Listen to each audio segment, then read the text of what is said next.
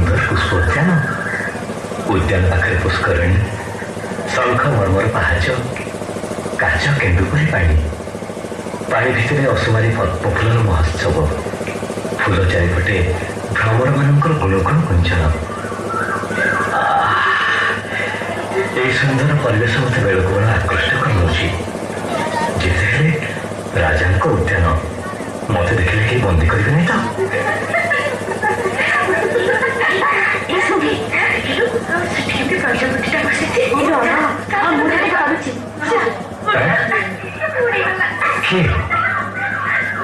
सुंदरी तरुणी मन मथाणिया कांति चंपा फूल पर लावण्यलता पद्म पाखुड़ा पर मुखश्री घन अंधार भरी केशगुच्छ कला भंवर परी आखि टोला चकिता हरिणी परी चाहणी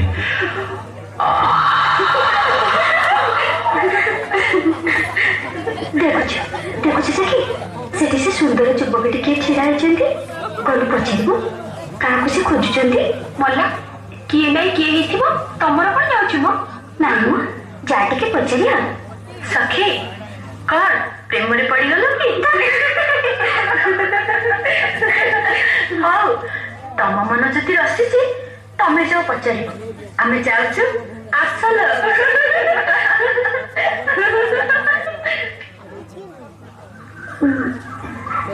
किए तुम जन विदेशी जदि विदेशी तेरे प्रभात समय बिना अनुमति राज उद्यान प्रवेश कर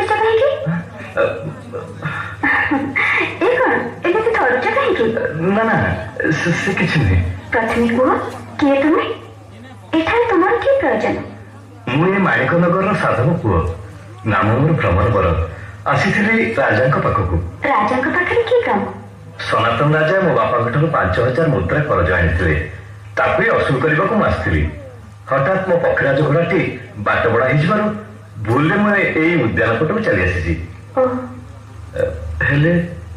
तमर परिचय जेहेतु पाइले किए तुम देवी देवी नुहे मानवी सनातन राजा एकमात्र कन्या नाम मोर रंगवती तमे तमे से रंगवती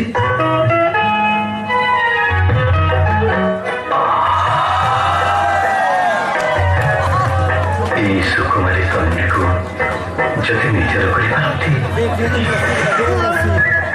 मदनपुरी कांति जदि स्वामी रूपे पाई अपरूपार संकल्प सतरे संभव सदैव मो तपस्यार फल मत प्राप्त हम कामदेव जाए सुंदर युवक सते कौन मु निजर कर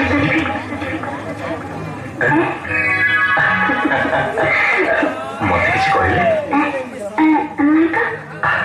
ठीक अच्छे मुझे चली जाऊँ राजकुमारी चली कहीं मत देखिए भय कर ना ना भय नुहे एकाकिनी जन अनिंद रूपवती पुणी अविवाहिता जने अजना किशोरी पाखे मोर उपस्थिति देखी किस देखाए अर्जना किए कहला अर्जना बोले यही क्षणिक आलाप भितर आम तो परस्पर निकट परिचित हो सारी ता ना मु कौन मो मन कथा तुमको कहवाक मन कथा हाँ किंतु भय हो तुम मत निराश कर ना ना निराश करेंगे कहीं तेरे रक्ष मोर निवेदन निवेदन कि निवेदन जेमा विदेशी बर सोना मोहर गिरा तुमको देखी मने विदेशी बर सोना मोहर गिरा तुमको देखी मने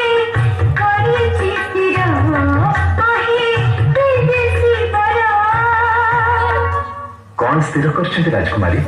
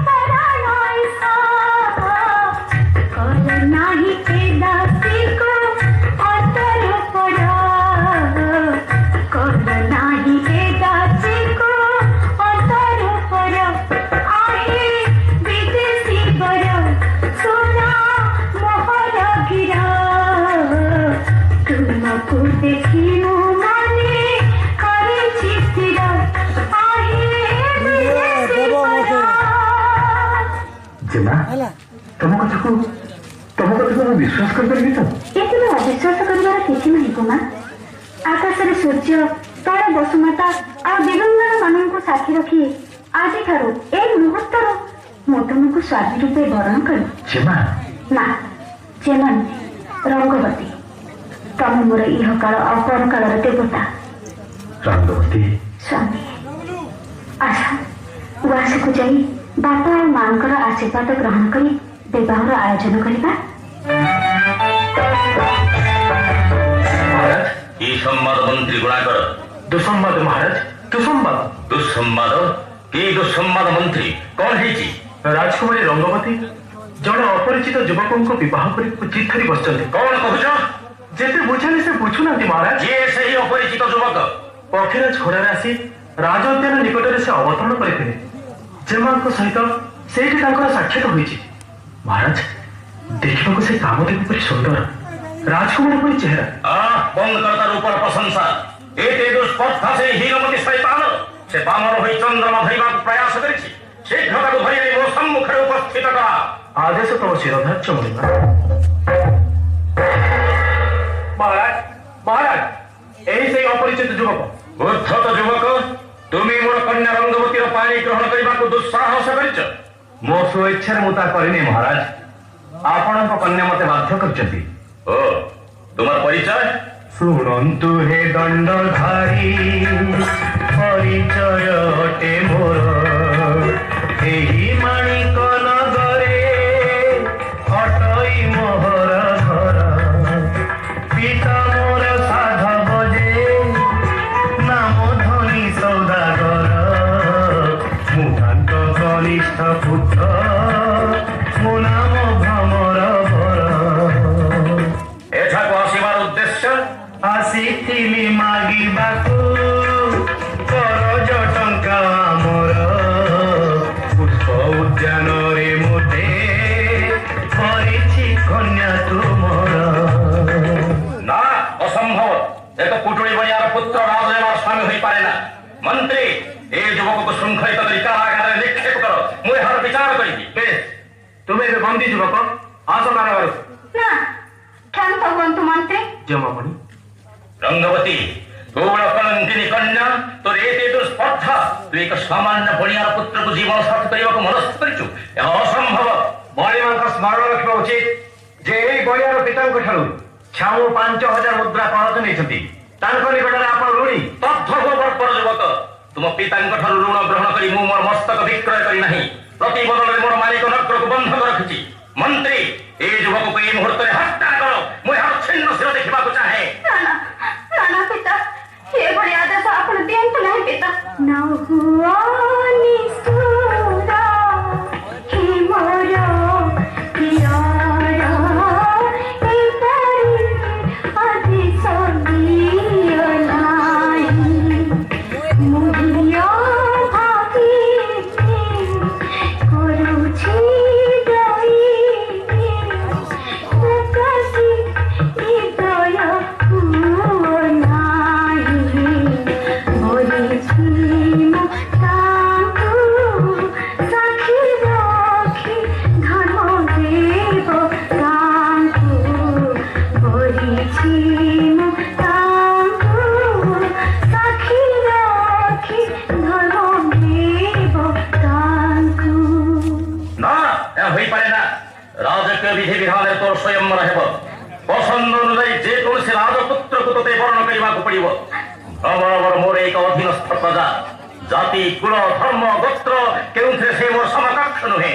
ସେ ହୋଇଲେ ଜ୍ୟୋତି, ଥାଳ ମୁଁ ଧରିବି, ସଙ୍ଗେ ଯିବି ହୋଇ ଯୋଗିଆଣି। ହୋଇଲେ ସେ ରାଜା, ପାଳିବି ପ୍ରଜା।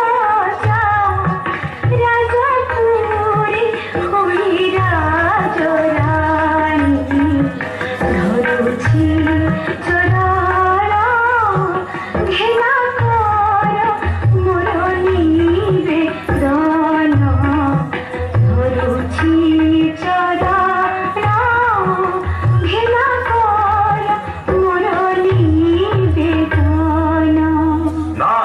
ମୁଁ ତୋର କୌଣସି ନିବେଦନ ଘେନା କରିବି ନାହିଁ। ତାହେଲେ ତାହେଲେ ମୋର ଶେଷ କଥା ମଧ୍ୟ ଶୁଣି ରଖନ୍ତୁ ପିତା। 10 ଦିଗ ପାଳନକୁ ସାକ୍ଷୀ ରଖି ମୁଁ ତାଙ୍କୁ ପତି ରୂପେ ବରଣ କରିସାରିଛି। ତାଙ୍କ ବ୍ୟତୀତ ଅନ୍ୟ କୌଣସି ପୁରୁଷର ମୁଁ ପାଣି ଗ୍ରହଣ କରିପାରିବିନି। ଆପଣ ଅସମ୍ମତ ହେଲେ ମୁଁ ମୋର ଜୀବନ ହାରିଦେବି। ରଙ୍ଗପତି ମହାରାଜ, ଜେମାମଣିକୁ ଆପଣ କ୍ଷମା କରିଦିଅନ୍ତୁ ମହାରାଜ। ତା ଛଡ଼ା ମୁଁ ଯାହା ଜାଣେ ଭ୍ରମରଙ୍କର କୌଣସି ଗୁଣରେ ନ୍ୟୁନ ହେବେ ନାହିଁ। ସେ ଉଦାର, ମହାନ, ଗୁରୁଜନମାନଙ୍କୁ ଭକ୍ତି ଓ ଲଘୁଜନମାନଙ୍କୁ ପ୍ରୀତି କରନ୍ତି। ଶ୍ରଦ୍ଧା, ଶାନ୍ତି, ଦୟା, କ୍ଷମାରେ ସେ ଅଦ୍ୱିତୀୟ। ପିତା କୃପଣ ହେଲେ ମଧ୍ୟ ଭ୍ରମରବର ଦରିଦ୍ରମାନଙ୍କୁ ସାହାଯ୍ୟ କରନ୍ତି ମହାରାଜ। ତେଣୁ ମୋ ମତରେ ଯେମାନଙ୍କର ନିବେଦନ ରକ୍ଷା କରି ତାଙ୍କୁ ଭ୍ରମରବର ସହିତ ବିବାହ କରିଦିଅନ୍ତୁ ମହାରାଜ। ବେଶ, ଯାହା ତୁମର ଇଚ୍ଛା। ମନ୍ତ୍ରୀ, ଭ୍ରମରବରକୁ ସସମ୍ମାନେ ବୟସକୁ ନେଇଯାଅ, ଆଉ କାଲି ପ୍ରତ୍ୟୁଷରେ ଶୁଭ ବିବାହର ଆୟୋଜନ କର।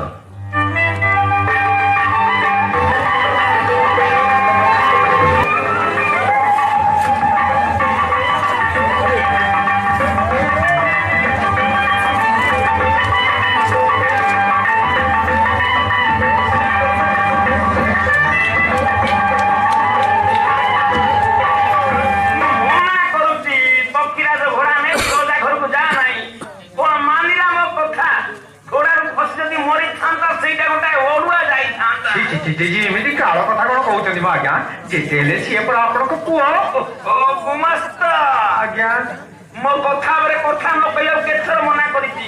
ଯଦି ପୁଣି ତମର ଏଇ ବଦଭ୍ୟାସ ଦେଖେ ତେବେ ଭିଟା ମାଟି ଉତ୍ଥାନ କରିଦେବି କହୁଛି। କଣ ମନେ ରହିଲା? ଆଜ୍ଞା ଅଲବତ ମନେ ରହିଲା। ଆଜ୍ଞା ଆଜ୍ଞା ସାତ ଆଜ୍ଞା ଜମିଗଲା। ଆଜ୍ଞା ଜମିଗଲା। ଏଇଟା କିଏ ମଧ୍ୟ କଥା କହିଲା? କଣ ହେଇଛି? କଣ ନ ହେଇଛି ସାନ୍ତେ? ଏଇ କ୍ଷଣି ଖବର ଆସି ପରା ପହଞ୍ଚିଲା। ଆମ ସାନ ସାନ୍ତେ ସନାତନ ରାଜା ଝିଅକୁ ବାହା ହେଇ ପାଲିଙ୍କି ଫୁଟେଇ ବାଣରେ ବସି ବାଣ ରସଣୀ ଫୁଟେଇ ପାଲିଙ୍କିରେ ବସି ସାଙ୍ଗରେ ବୋହୁ ନେଇ ଆସୁଛନ୍ତି। କି ମଜା! ଚୁପ୍ କରବେ। କହିଲା ମଜା। ଆଗେ କହିଲୁ ମୋଠୁ କର ନେଇଥିବା ଟଙ୍କା ନେଇ ସେ ଫେରୁଛି କି ନାହିଁ? ଟଙ୍କାକୁ ଗୋଲି ମାର ମୋ ସାନ୍ତେ। ଯୋଉ ରସକତମ ବାଣ, ଯୋଉ ଅନାର ଚକ୍ରି, ଯୋଉ ତେଲିଙ୍ଗି ବାଜା, ଯୋଉ ଘୋଡା ହାତୀର ପଟୁଆର ସାନ୍ତେ ଲୋକେ କହୁଚିନି ବୋହୁ ପିଲାଟେ ସାକ୍ଷାତ ଲକ୍ଷ୍ମୀ ପରି ଦଉଛି। ସାନ୍ତେ କାନ ଡେରି ଶୁଣୁନାହାନ୍ତି? ପେକାଳିର ବଢିଆ ଛନ୍ଦ ପଡିଯିବା। ବଇଲା ସୀତାଙ୍କ ମୁଖକୁ ଚାହିଁ ବୋଲଇ ରାବଣ କେଉଁ ଦେଶୁ ଆସି। ଆବେ ଆରାମଜାଦା, ସୀତାଙ୍କ ମୁଖ ନା ମଣ୍ଡ ଧରି ମୁଖ କେଣେ ମୋ ଭଣ୍ଡାର ଘରେ ତାଙ୍କୁ ବସି ସବୁ ଲୁଟ କଲାଣି। ତତେ ଖୁସି ଲାଗୁଛି? ଯା ବାହାରେ ଏଠୁ। ଯାଉଥାନ୍ତେ ଯାଉଛି। ବାସ୍ତାଏ ସାନ୍ତେ ସେ କୁଳାଙ୍ଗାର ଭମରା ରାଜା ଝିଅକୁ ବାହା ହେଇ ଘରକୁ ଆଇଲାଣି ଯେତେବେଳେ ମୋ ଟଙ୍କା କଣ ଆଉ ମିଳିବ? ଭମରାରେ ଏତେ ମନରେ ପୁଣି ଏଇଆ ଥିଲା, ତୋ ଲାଗି ମୋ ଟଙ୍କା ଚୁଲିକି ଗଲା। ଗୋଟେ ଶୁଭ ଖବର ଶୁଣିଲାଣି? ତମେ କଣ କାନ୍ଦୁଛ? ତମର ପୁଣି କଣ ହେଲା? ଛେନା ଗୁଡ ହେଲା, ଲେମ୍ବୁ ଲୁଣ ହେଲା, ତମ ଗୁଣ ମଣି ଭମରା ମୋର ସବୁ ଟଙ୍କା ଉଜାଡି ଦେଲା। ଛତରଖିଆ ମୋ ଗଳାରେ ଫୁଲ ଦେଇଦେଲା। ଟଙ୍କା ମୁହଁରେ ନିଆଁ ଆଉ ତମ ମୁହଁରେ ଧୂଆଁ। ପୁଅ ମୋର ରଜା ଝିଅକୁ ବାହା ହେଇ ଘରକୁ ବୋହୁ ଆଣୁଛି। ରାଇଜ ଯାକର ଲୋକେ ଖୁସି ଆନନ୍ଦରେ ଫାଟି ପଡୁଛନ୍ତି, ଆଉ ତମେ ଏଠି ଟଙ୍କା ଟଙ୍କା ହେଇ ବୋବାଳି ଛାଡୁଛ। ହଉ, ଏଇଠି ଏମିତି ଛଟପଟ ତମେ ହଉଥା। ମୁଁ ଯାଉଛି ପୁଅ ବୋହୁକୁ ବନ୍ଦାପନା କରି ଘରକୁ ଆଣି।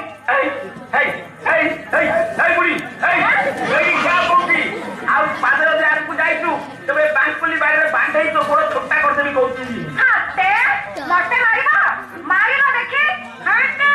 ମୋ ଦିହର ଯଦି ଟିପ ଥଇଛ ତେବେ ମୋ ନୂଆ ସମୁଦିକି କହି ତମକୁ ଶୁଣିରେ ଚଢେଇ ଦେବି। କଣ ବୁଢା? ଏଇଠି ଅନା ମଟିରା ଗଣ୍ଠିଏ କାନିରେ। ମାନେ ପଦାନ ଛାଡ଼ି ନେଇ ଚଞ୍ଚଳ ଆସନ ସାଥିରେ। ଇଏ କଣ କହିଲା ମତେ? ଶୁଣିରେ ଚଢେଇବ? ମାସ୍ତାଏ ଆଜ୍ଞା ଦେଖୁଛନ୍ତି ମୋ ଘରର ଅବସ୍ଥା। ଇଏ ବୁଡିକି ନେଇ ମୁଁ କୋଉଠି ଥୋଇବି? ଆପଣ ଦୁଃଖ କରୁଛନ୍ତି କାହିଁକି ସାନ୍ତେ? ଏ ରାଇଜର ରଜା ଆପଣଙ୍କର ସମୁଦି ହେଲେ ଏଣିକି ଆପଣଙ୍କ ଖାତିରେ ଆହୁରି ବଢିଯିବ। ନା ନା ମାସ୍ତା ନା, ଇଏ ଘରୁ ଲକ୍ଷ୍ମୀ ଛାଡିଗଲା ବୋଲିକି ଜାଣ।